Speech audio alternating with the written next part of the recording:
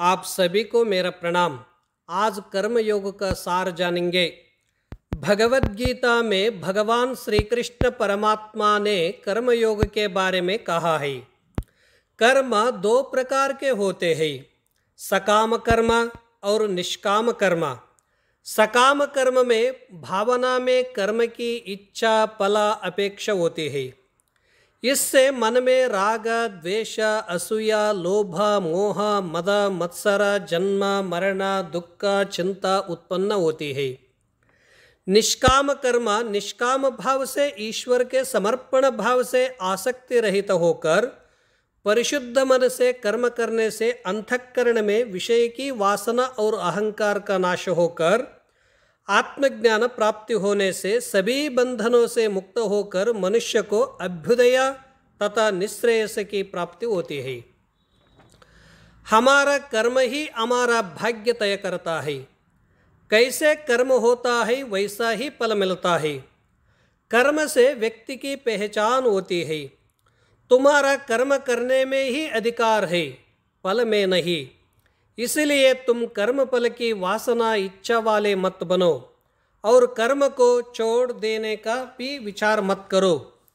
भगवद गीता में भगवान श्री कृष्ण परमात्मा ने अर्जुन को निष्काम कर्म योग का उपदेश देते हुए कहा है, जो सुख दुख सर्दी गर्मी लाभ हानि जीत हार यश अपयश जन्म मरण भूत भविष्य की चिंता मत करो।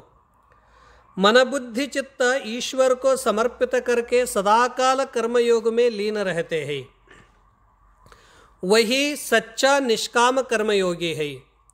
महर्षि पतंजलि के अनुसार कर्म क्यों कहा गया है?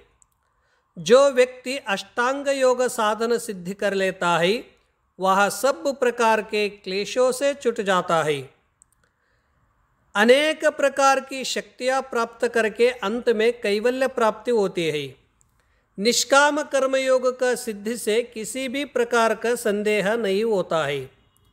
निष्काम कर्मयोग के सिवा हमारे उद्धार का और कोई मार्ग नहीं है। कर्म अनेक प्रकार के होते हैं। नित्य कर्म हमारे दिनचर्या का कर्म है।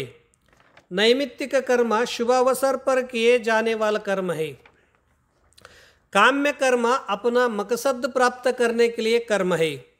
संचित कर्म प्रारब्ध जीवन से जुड़े हुए कर्म है। निषिद्ध कर्म जो कर्म नहीं करने चाहिए वेद निषिद्ध कर्म है। प्रायश्चित्त कर्म बुरे कर्म का पश्चाताप करना। निष्काम कर्म स्वार्थ लालच रहित होकर कर्म करना।